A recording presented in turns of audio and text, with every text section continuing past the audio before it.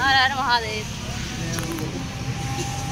राधे राधे राधे राधे सबको राधे राधे राधे राधे। हाँ जी राधे যে আমাদের রিক্সা মিলে গেছে, রিক্সা করে 50 টাকা করে দিচ্ছে। দেখা যাক কত দূর ছেড়ে দেয়। ওখান থেকে বলছে 3 কিলোমিটার হাঁটতে হবে। দেখা যাক, চলো।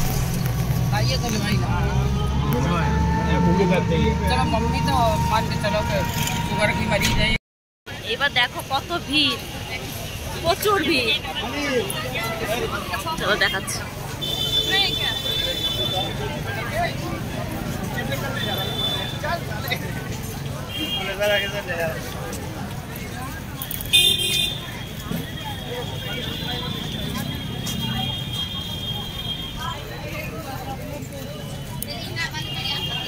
4 কিলোমিটার এখন হাঁটতে হবে হেঁটে, তারপরে সঙ্গম।